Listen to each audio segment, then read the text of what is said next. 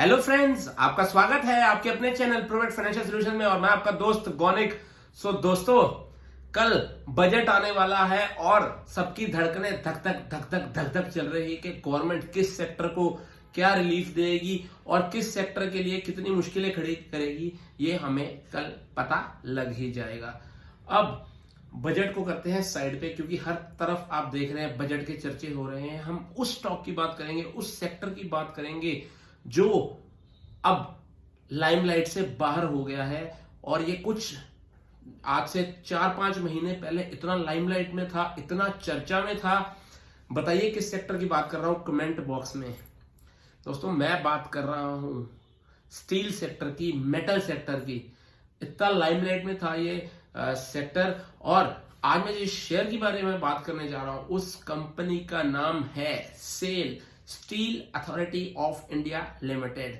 और ये अभी सेल पे ही मिल रहा है, काफी सस्ते भाव पे मिल रहा है। इसकी चर्चा करते हैं, डिटेल्स बताऊंगा। दोस्तों, लेट्स गेट स्टार्टेड। पहले कंपनी प्रोफाइल बताता हूं। Steel authority of India limited is engaged in the manufacturing of flat products such as hot rolled coils, HR plates, cold rolled coils, pipes and electric sheets, long products such as thermomechanical treated bars and wire rods। तो आप इस company के बारे में जानते ही हैं। Company का brand है सेल, SAIL।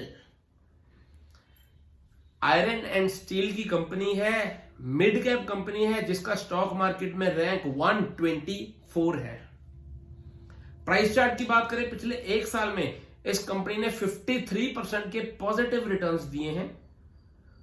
राइट, लो था इसका 57 का एक साल में और हाई था 151.30 का।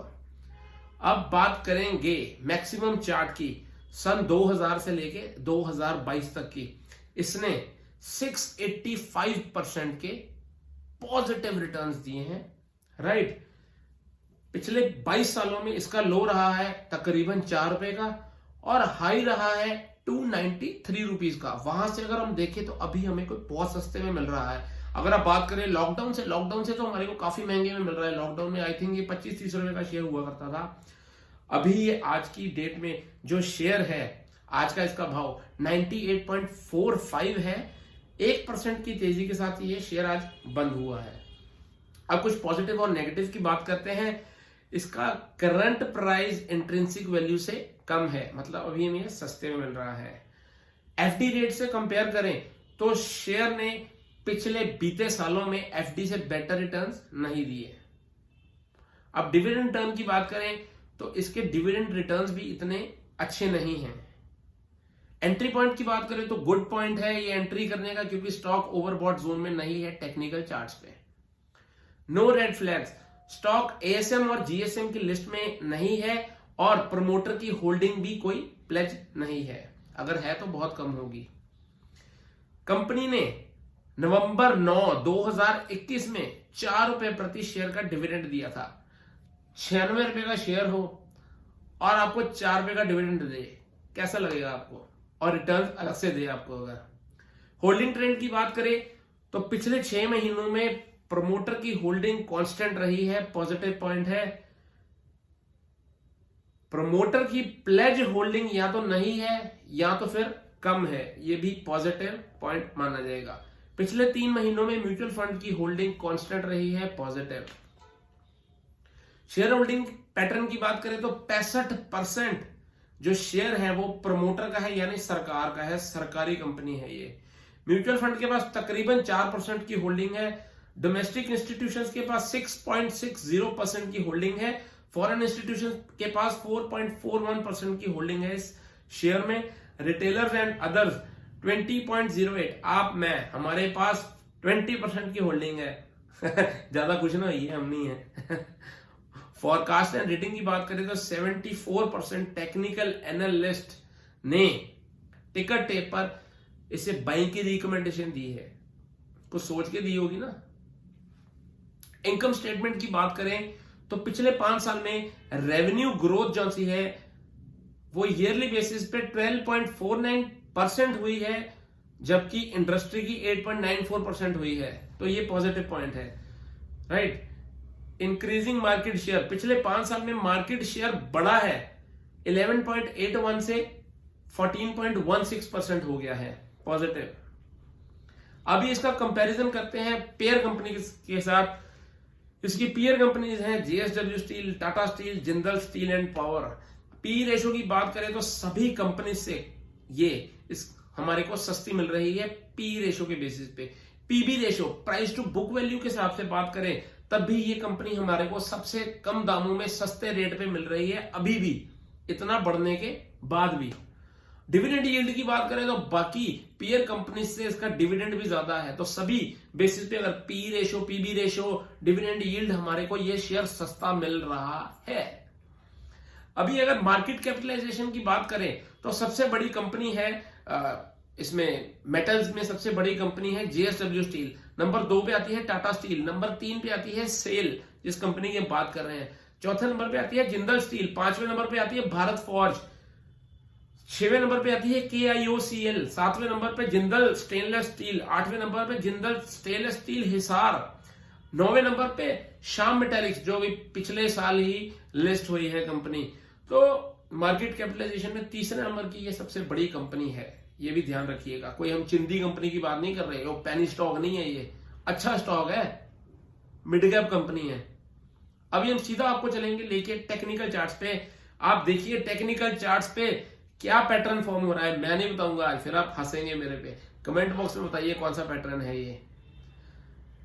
दोस्तों ये पैटर्न है फिर से इनवर्स हेड एंड शोल्डर, या आपको इनवर्स हेड एंड शोल्डर समझ सकते हैं, या इसको cup and hold, cup and handle pattern समझ सकते हैं। इसमें अगर हम बात करें स्टॉप लॉस की तो हमारा स्टॉप लॉस रहेगा 94 रुपीज का।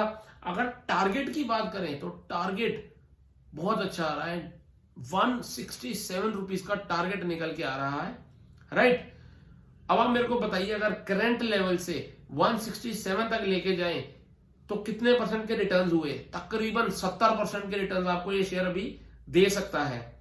अब कब देगा ये जो पैटर्न बना है ना, ये पिछले 3, 4, 5 साल से पैटर्न बन रहा है ये वाला। तो टारगेट एकदम से आने वाले तो है नहीं, इसको हो सकता है 1 साल लगे, हो सकता है 1.5 साल लगे, हो सकता है 2 साल लगे। ये लॉन्ग टर्म के लिए आपके पोर्टफोलियो में आप शेयर रख सकते हैं। अगर आप कहें रखना ही रखना है, वो आप अपनी स्टडी कीजिए। मैं सिर्फ आपको गाइड कर रहा हूं, जो मेरे पास ज्ञान है वो मैं आपके साथ शेयर कर रहा हूं। अगर ये स्टॉप लॉस से ऊपर रहता है, 94 के ऊपर रहता है, तो वो दिन भी दूर नहीं जब आपको ये 167 रुपीज का मिलेगा और आप रिग्रेट करेंगे कि भाई साहब गोनिक जी ने बोला था कि शेयर तब ले लो, तब हम ले नहीं पाए। अभी भी ले सकते हैं, ठीक है जी। अब हम बात करते हैं मूविंग एवरेजेस की। तो ये शेयर 50, 50 डे, 100 डे, 150 डे और 200 डे की मूविंग एवरेज से नीचे ट्रेड कर रहा है। ये एक नेगेटिव पॉइंट माना जाएगा, इसको हम पॉजिटिव नहीं मान सकते। जब तक ये मूविंग एवरेज से ऊपर जाके ट्रेड नहीं करता तब तक ये नेगेटिव ही रहेगा। अभी बात करते हैं टेक्निकल इंडिकेटर्स की। तो टेक्निकल इंडिकेटर में सबसे पहले एमएससीडी में पिछले 7, 8, 9, 10 दिनों से जो हिस्टोग्राम है वो नेगेटिव बन रहे हैं, बड़े होते जा रहे थे, बट आज का हिस्टोग्राम थोड़ा छोटा हो गया है। नेगेटिव है बट नेगेटिव में भी थोड़ा सा पॉजिटिव है कि आज का हिस्टोग्राम छोटा है, नीचे वाला, मतलब फास्ट लेन स्लो लेन से नीचे है, नेगेटिव। आरएसआई की बात करें तो आरएसआई 36 पर है, थोड़ी सी जान आई है इसके अंदर, बट जब ये 50 के ऊपर चले जाएगी तो इसके अंदर पूरी मोमेंटम आ जाएगा। वॉल्यूम की बात करें तो पिछले 2 दिन में वॉल्यूम कम था, बट उससे पहले बहुत अच्छा वॉल्यूम आ रहा था शेयर में, तब ये शेयर नीचे को गिरा था। वॉल्यूम नीचे के लिए आया था, ऊपर के लिए नहीं आया था। डीएमआई की बात करें, डीएमआई में जो ब्लू लाइन है एडीएक्स की लाइन है, एडीएक्स मतलब स्ट्रेंथ, तो एडीएक्स की लाइन 19 पर है। जब ये 25 से ऊपर चले जाएगी और ग्रीन लाइन इसके साथ साथ चलेगी और येलो लाइन नीचे आ जाएगी, तब ये शेयर रॉकेट बनेगा। अभी इसके अंदर मोमेंटम कम है, स्ट्रेंथ है, मतलब स्ट्रेंथ धीरे धीरे बढ़ रही है, ठीक है जी। अभी हम ये नहीं कहेंगे पॉजिटिव हो गया अभी ले लो, अभी ले लो, ले सकते हो। रिस्क रिवॉर्ड रेशियो के हिसाब से बहुत सही प्राइस पे मिल रहा है आपको। रिस्क क्या है आपका? 98 रुपीज का भी शेयर है, रिस्क क्या आपका? 4 रुपए का रिस्क है, और ऊपर अगर देखें तो 70 रुपए पड़े हैं ऊपर जाने के लिए।